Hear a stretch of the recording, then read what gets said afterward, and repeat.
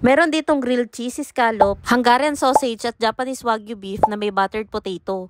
At sa drinks, merong Milo shake at Italian coffee. Dito lang yan sa may XRC Food Park na nasa Montanya, Barangay Burgos, Montalban, Rizal. Yung pwesto nila nandito lang sa bungad ng food park. At ito ang Q&C Grill and Chill. Yung presyo ng food and drinks nila nagre-range lang from 79 to 165 pesos. Mga tinry namin dito, itong grilled scallop, pati na rin itong Japanese Wagyu beef. Napatry nga kami dito kasi ilan lang yung nag-offer nito sa mahal ng Wagyu. Dito sa kanila, itong 5 peraso na may kasamang buttered potato, 135 pesos. Itong Wagyu daw kasi ay galing pang Japan. Itong Wagyu kailangan palang binabantayan mabuti habang niluluto. Kasi nag-aapoy ito sa oil na nilalabas ng Wagyu. Ito namang grilled scallops, 125 pesos yung 10 peraso. Pero minsan daw depende sa size. Kapag maliliit, 12 pieces yung binibigay nila. Nagustuhan ko tong nilalagay nilang cheese. Purong cheese ito at salty yung lasa. Tapos kapag paluto na tong scallop, tinutorch pa nila yung cheese kaya mas masarap. At last, bago ito i-serve, lalagyan pa ito ng chili garlic oil. Super sarap nga nitong grilled scallop. Ito naman yung Japanese Wagyu beef. Nilalagyan ito ng butter na pinanggisa doon sa potato marble. Ngayon lang kami makakatry nitong grilled Wagyu beef. At yung lasa pala nito, no, napakalinamnam. Maliit na cube lang to pero flavorful. Pwede nga pala kayo mamili kung anong prepared yung luto sa Wagyu. Itong amin ay medium well. Masarap din tong kasamang buttered potato. At bibigyan pa nila kayo nitong special sauce na may wasabi. Ang sarap ng Wagyu beef nila tsaka scallops kaya naparequest kami nitong rice. 25 pesos yung isang order nito at mainit pa tong isi-serve. Ang sarap nga yun i-partner dito sa scallops. Masarap din talaga iulam tong grilled scallops. Kagaya na nabanggit ko kanina, medyo salty kasi yung cheese. Tapos meron pang chili garlic. Masarap to, talaga masasatisfy ang cravings mo. Sa drinks, may dalawa silang ino-offer dito. Ito yung Italian coffee at Milo shake. Masarap yung mga drinks nila, lalo na tong Milo. Meron din kasi itong sinkers pero hindi sago. Para itong solid na gulaman. At ang sarap at sa kanila nga lang namin yung na-try. Lahat na na-try namin dito panalo sa presyo. Kaya sana kapag napadaan kayo dito, try nyo na rin dito sa Q&C Grill and Chill.